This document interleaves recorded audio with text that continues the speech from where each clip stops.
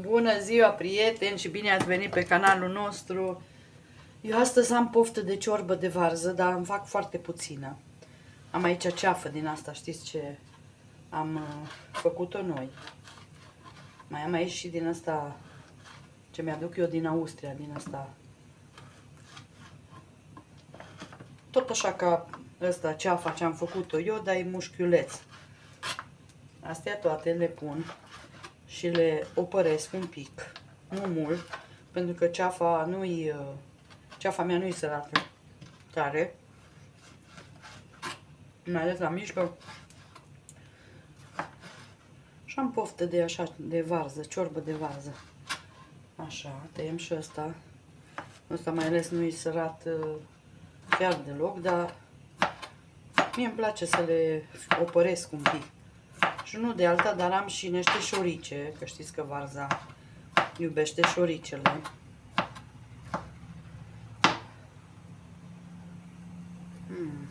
Îmbunătate ea, ha? Pun aici, am pus apă în pratisă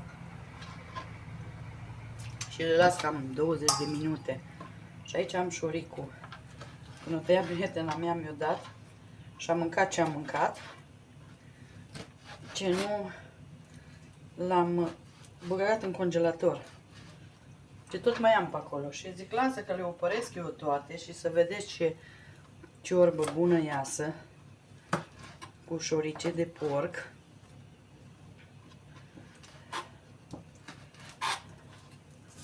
Nu știu dacă vă place dumneavoastră, dar nouă ne place mult. Mai ales șoricul fiert, așa în varză.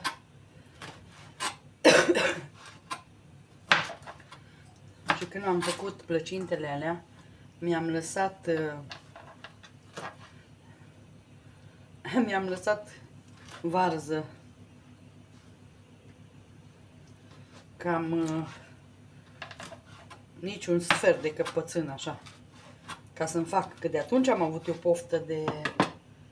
Asta trebuie să-l mănânc, e foarte crud.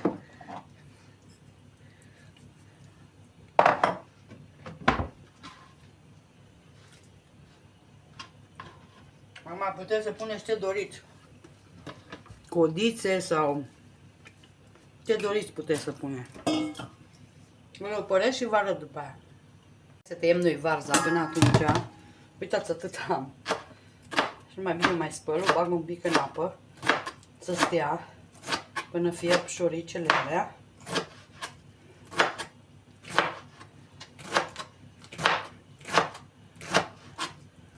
Nu fac multă, dar fac că mi dor de ciorbă de varză acră. Și aveam și ciolan și, nu zic, nu atâta carne cât gustul numai să fie.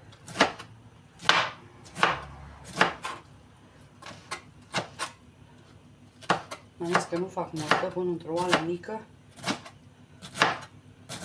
Bag o ceapă. Deci e singura ciorbă când nu bag eu legume. Deci eu nu bag varză și ceapa.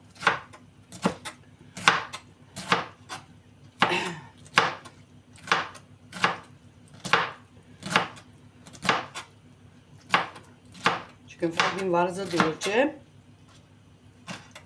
iară tot așa, și la urmă la varza dulce, ca să aibă o culoare faină, îi fac o prăjeală de ceapă și îi pun peste. Nu-i destulă pentru o olicică de ciorbă. Și mi-am făcut poftele.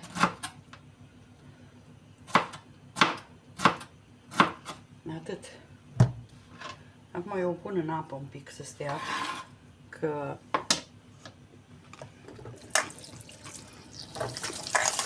nu fie așa acră. În apă caldă, dacă o puneți, mai bună iasă. Ok. Curățăm o ceapă. Uite aici. Acum mi-am rămas astea mici, cepele. Toate alea mari le-am folosit. Și acum au rămas astea mici. Dar nu-i baia.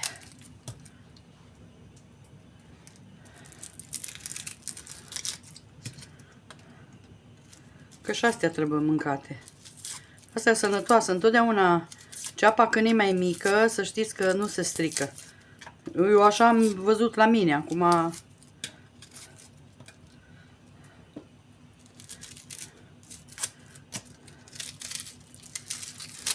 Eu n-am pățit să mi se strice.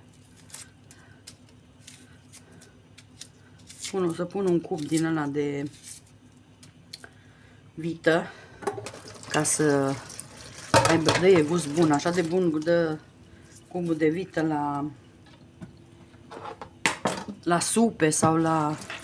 Ori mie îmi place mai mult ca vegeta, nu știu, dar eu pun. Așa. Și acum tăiem. Nu tăiem mărunt pentru că ea se fierbe cu varza. Cred că am pus-o prea multă apă acolo, dar nu-i nimic, că pot să mai golesc. Mai mâncam și rețete din astea simple.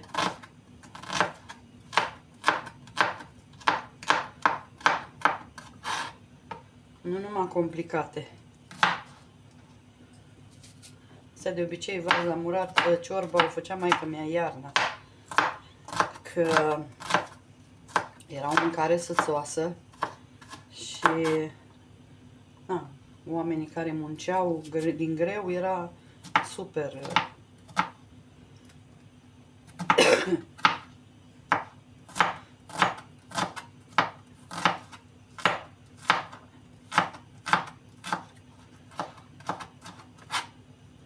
Ok, haideți că revin.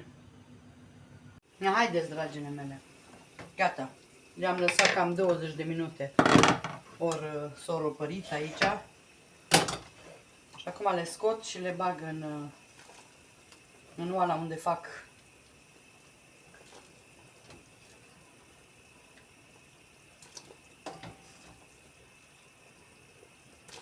Eu asta îmi place să opăresc carnea, chiar dacă e afumată, chiar dacă nu îmi place când o iau din congelator sau să o opăresc un pic. Așa. Acum punem ceapa.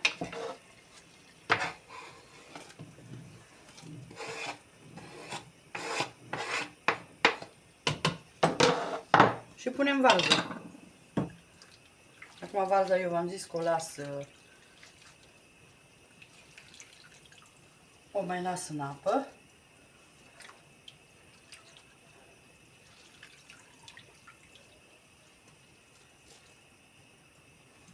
Să vedeți ce ciorbiță minunată mănânc eu. V-am zis că mie nu mă interesează carnea cât zeama asta de varză murată. Așa. Ea fierbând scade, să vedeți, da. O să bag eu și bulion, dar deocamdată o să bag un cub de vită. Uitați din asta. Este și la noi, dar cred că de la Maghi sau de la Knorr, nu știu, dar este și la noi, găsiți. Și lăsăm să fiarbă. Și cam după jumătate de o oră putem să băgăm, o să bag eu bulion din asta de-a meu făcut în casă. O să bag, dar după jumătate de oră, ca să fiarbă, să înceapă să... Eu cam cum fac la sarmale. Ok. Și o să revin eu când bag bulionul să vă arăt. Haideți, dragile mele, să vă arăt ce fac. Aici am... Mi-a rămas cam jumătate de ou. Pun puțină sare. Și o să fac niște tăiței pentru ciorba asta de varză. Dacă tot mi-a rămas aici jumătate de ou, oala e mică, nu-mi trebuie mult să-mi fac. Și am zis că stai să-mi fac eu niște tăiței pentru ciorbă, că e păcat să-l aruncăm.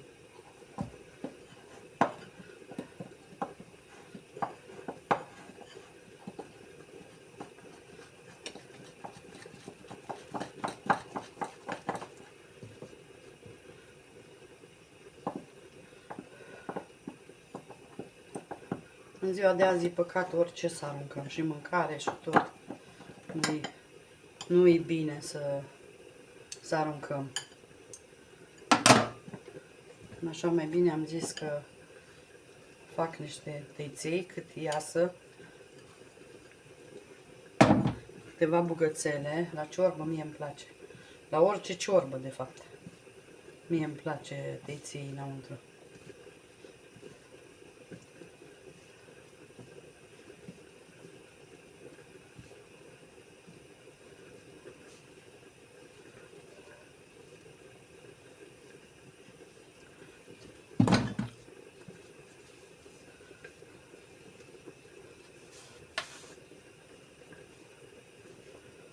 Ne ajutăm de făină.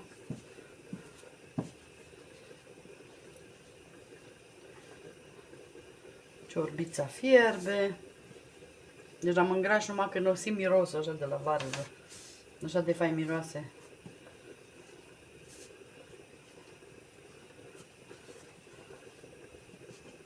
Acum eu cimbru n-am băgat, dar pot să bag să văd dacă am aici, dacă nu să mă duc să mă aduc.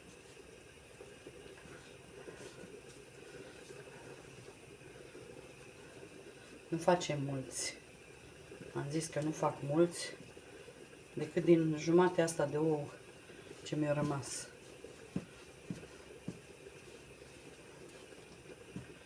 Că nu-i oala mare.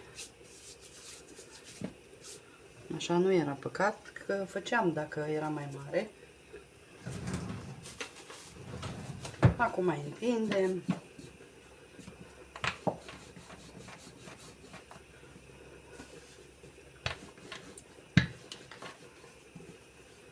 Am uitat să vă spun, dacă faceți mai multă și aveți și carne de găină grasă, puteți să băgați, că asta cere. Varza cere.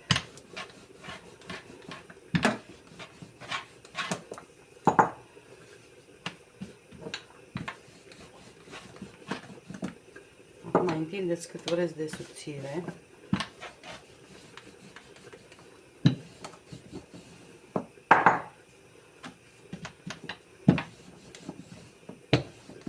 Eu o să-i opăresc înainte să-i bag în ciorbă, dar până atunci îi las să stea. O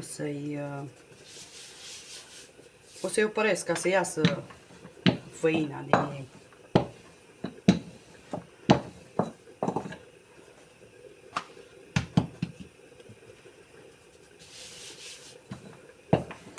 Nu știu dacă vă place varza, mie îmi place varza și murată și proaspătă și... Am văzut că și acolo fac des. Bine, ei și ele mâncă. E adevărat. Punem făină, așa ca să nu se lipească, și îi tăiem.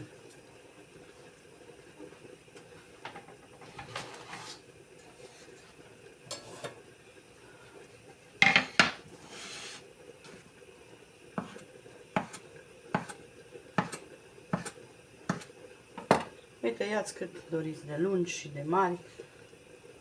Eu care sunt mai lungi îi rup, să nu atârne atâta.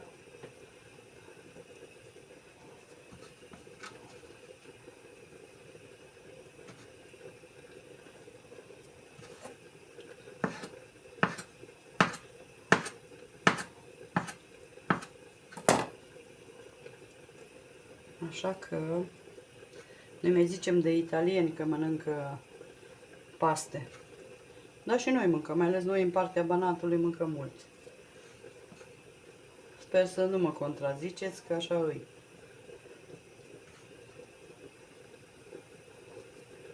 Și cred că în toată țara, numai noi bănățenii mâncăm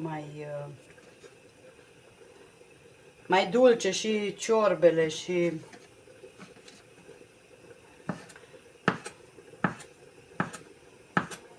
Noi, dacă să zic, le acrim cu bulion, dar în partea Moldovei cu borș, dar și eu mai folosesc borș.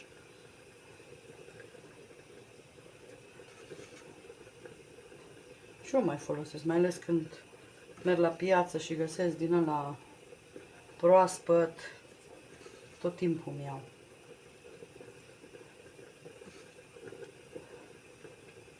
Și ce spuneți că ți-o ieșit? Numai buni pentru ciorbă. O mână de făină și ou rămas. Mi-am făcut și teții. Bine, acum vă spun drept, tineret în zilele de azi nu stă să facă teții.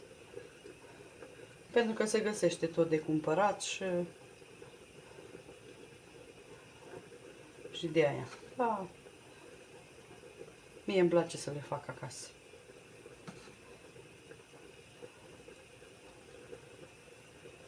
Așa.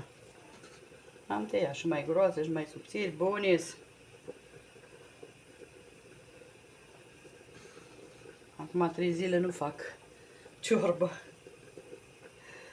Că vine sâmbătă, duminică, sigur nu fac. Până luni încolo nu fac. Oricum mai aveam și tocăniță din aia. Ce am făcut ieri, paprikaș.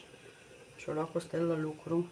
Și acum nu o să-i dau de seară când vine, după masă când sau de seară când vine, să-i dau tot paprikaș. Ai avut și la lucru, ai mâncat și ieri. Eu nu sunt așa.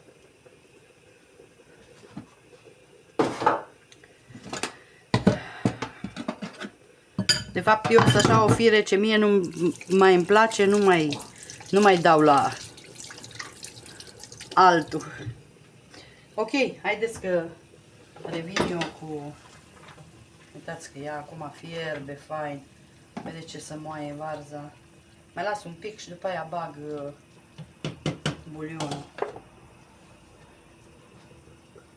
Da, haideți să vă arăt acum, după cam jumătate de oră, un bulion din asta ce fac eu în casă. A meu e mai dulceag, nu e așa acru. Vedeți ce faine. Și mai lăsăm să fiarbă. Eu pun tot borcanul, că am zis că a meu e dulceag. Și lăsăm să fiarbă bine. Ca să moaie varza, nu ca la sarmale. Trebuie să moaie. Și după aia, după ce fierbe, o să opăresc eu teiței și o să bag teiței înăuntru. O să vă arăt eu. Na, haideți, dragile mele, să punem acum teiței în apă să-i fierb. Adică să nu să-i fierb, să-i opăresc un pic. O mână de teiței, nu s atâța. Așa. Să-i opărim un pic.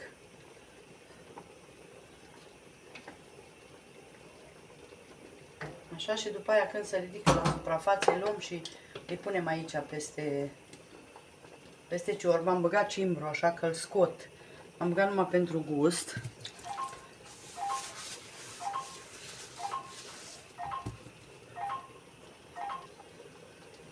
Na, haideți, acum eu scot cimbru, că s-o fiert. O primit miros destul. Așa.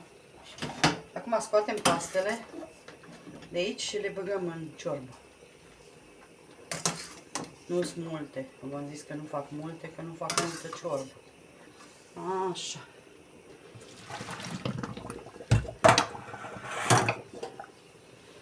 Și o să iasă o bunătate de ciorbă. Acum, pentru gust, ca să avem un gust fain la ea, o să vă arăt ce fac imediat. Să încercați varianta asta, să vedeți ce bună iasă.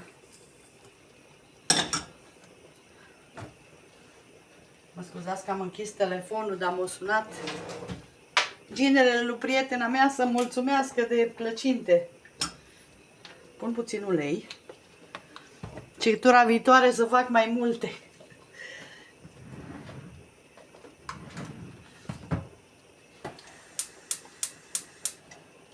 Să mă prind ochiul ăsta, că ăsta face pe nebunul totdeauna.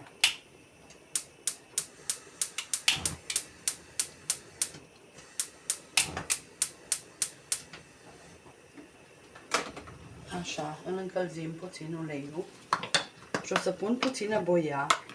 Asta ajută și la culoare și la gust. Îi dă un gust super.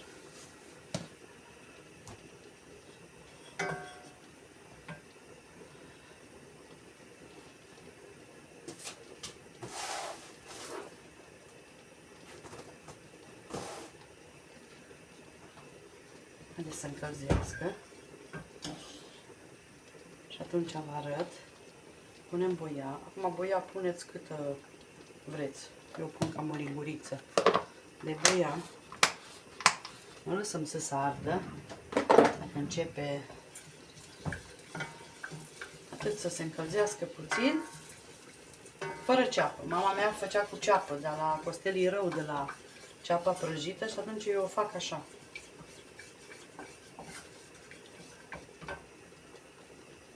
Atât. Și o turnăm deasupra.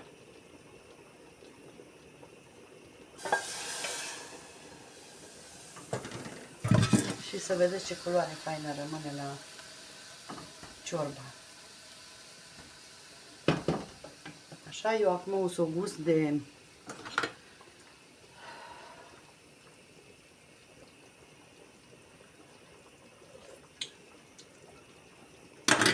chiar nu mai trebuie nimic. Deci puțin piper.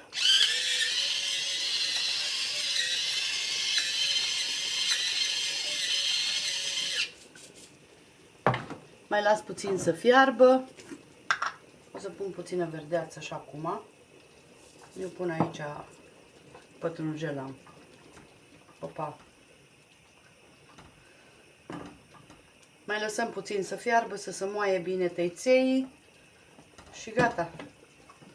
Gata e ciorbița noastră.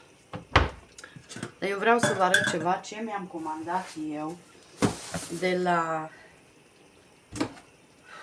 la Natura. Deci Natural Market. Să vedem. Să vedem ce mi-au trimis. Dacă mi-au trimis ce am comandat. Dacă tot a venit acum pachetul. Haideți să facem unboxing cu dumneavoastră împreună.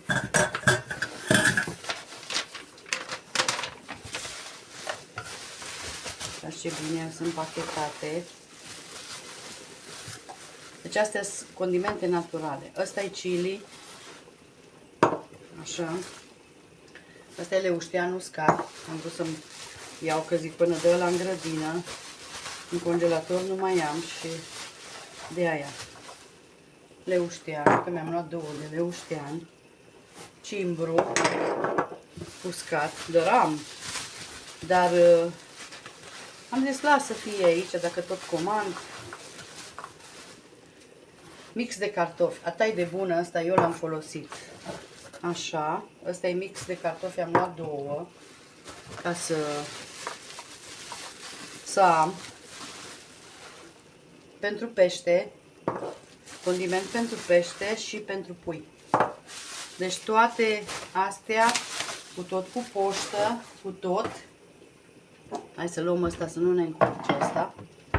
Deci 2 mix de cartofi, 2 leuștean, un condiment de pește, 1 de pui, cimbru și chili. Deci borcanele îs de 50 de grame. Pentru toate astea am dat 64 de lei, cu tot cu poștă. 65 spune, că e 64,93. Deci eu zic că nu a fost mult. Vedeți câte borcanele? Super, super, super. Ce bine miroase cimbru. Super faine. Pot să pun și leuștean puțin aici. Leușteanul e total.